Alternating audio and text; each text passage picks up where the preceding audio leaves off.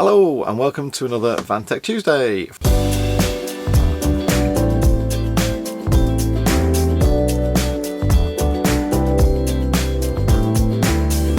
Right then, so a few things to say on the other topics before we get into the questions. We've had to disable the comments section or the contact us form on our website.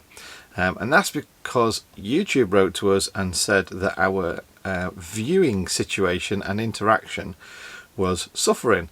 And they said, having looked at your stats for the last 3 months, we cannot see your interaction improving unless you stop users from contacting you outside of the platform.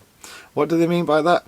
Basically, our channel isn't growing and they're not their algorithm isn't putting our content in front of other people's sort of like viewing suggestions or whatever, because you guys are coming to our website and kind of contacting us that way rather than doing it through the comments section, which means it looks like our channel's got really low interaction levels with our viewers.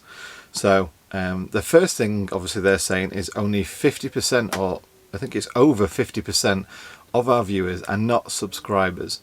So if you're not a subscriber, please can you hit that subscribe button down below. It's free, there's no cost whatsoever. The very worst thing that you might have to do is sign up and create a YouTube account, which is also free. They do not ask for money at all, any bank details or anything at all, only unless you want to buy their premium features, but that is totally up to you if you want to do. And then if you've got a YouTube account, if you subscribe to us, that'll be fantastic.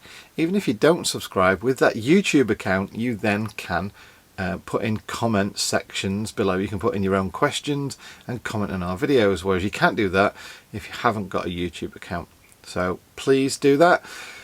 It's obviously something important enough for YouTube to write to tell us to say, if you want your channel to continue to grow, then please ask your audience to actually engage with you on our platform. So I'm just passing the message on. Please leave comments down below. Don't contact us via our website. And if you're not already subscribed, please subscribe. It's a free thing to do. And like I say, setting up a YouTube account is free as well. Right. The next question, which is probably about 80% voted for this one, which is to have simple videos from now on, 5 minutes, something like wiring 2 batteries together, replacing a headlamp bulb. Those were my 2 suggestions, and I'm going to do those for you.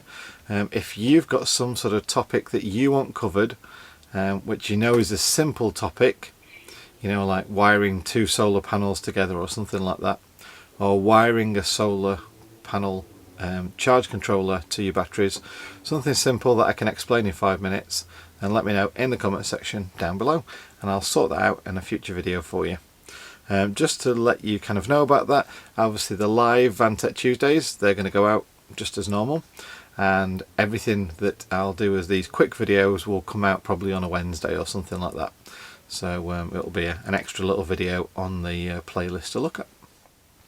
So let's get down to the questions. So John, after watching your wiring a battery and inverter video, I noticed that you say the best inverters are pure sine wave, but you only installed a modified sine wave.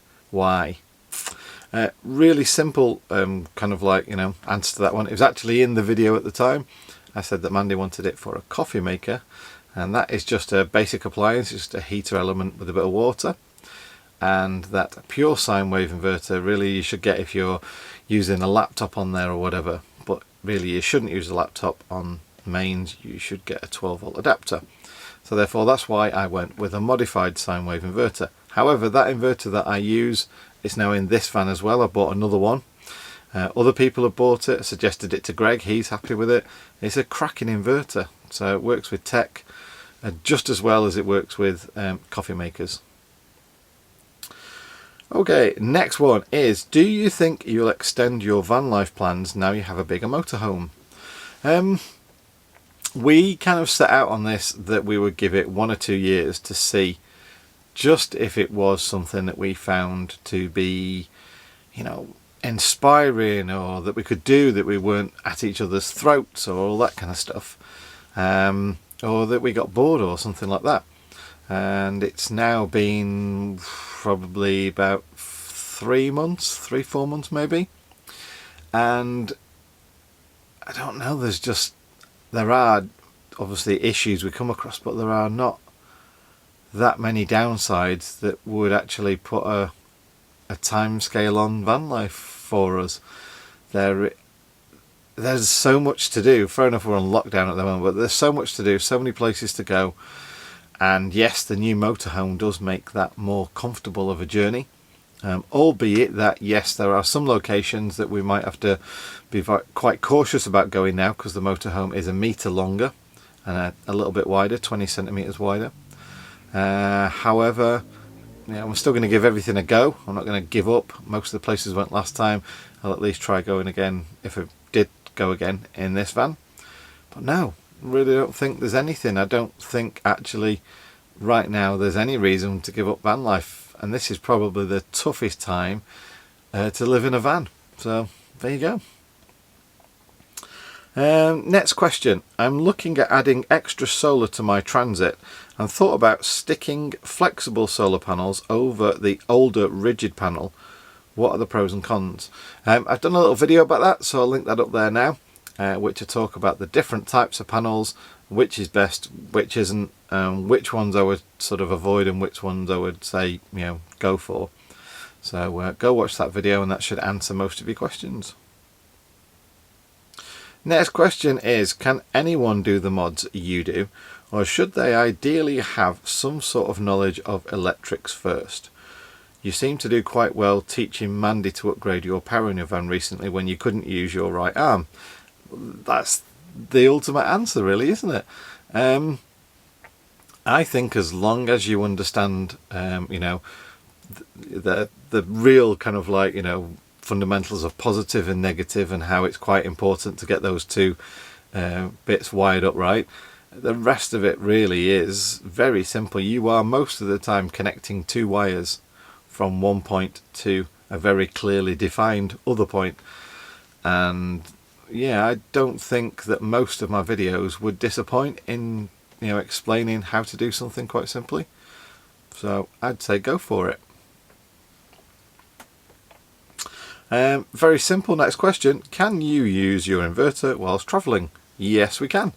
The inverter is wired directly to the batteries and the inverter outlets are accessible. So as I'm driving down the road, the van's actually charging the batteries, which is replacing a lot of the power the inverter might use, if not all of it. Depends on what you're using your inverter to power. But certainly you could go down the road and if you wanted to charge up all your electric tool batteries or something like that. So yeah, I don't see a problem with that at all. What chemicals do you use in your toilet? We use a product called OneChem, which we use 1 in every 10 loo flushes. Emptying the cassette, flushing it out, cleaning it, then we put OneChem in there. And the other times we use the non-bio, eco-friendly stuff, laundry tabs. So literally there is no bad chemicals in there. It hides some of the smell of what you do, and it flushes everything out fairly nice and cleanly afterwards as well. Just as a cost-saving measure really, and it doesn't stink. It's quite an okay smell as far as toilet smells.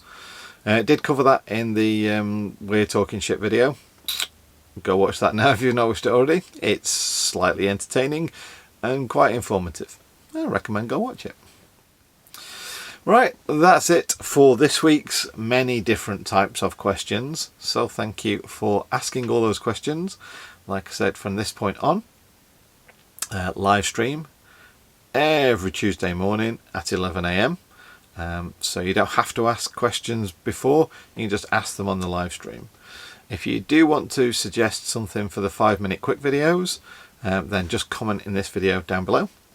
And if you do have any other questions about, John, I want to make this mod to my van, John, I've got a question about these electrics, is it any good for this one, which solar panel to buy and that kind of stuff, then just ask on any of the, the most recent videos we've got out. Just leave a comment down there and ask the question in those videos. I'll still reply to them. But it will just help us with our engagement rate, which we do seem to be failing on, because it seems that some of you guys are watching our videos and you don't have a YouTube account, or you're not subscribed to our channel, and we'd really like that to change, if that's okay with you, just so it helps our channel get a little bit of a better ranking, so YouTube doesn't kind of forget about us off to one side, which apparently it's been doing for the last few months. So that's okay anyway. Right then, I shall catch you on the next video, and next Tuesday I'll catch you live at 11 AM. Alright, take care, stay safe, see you later, bye.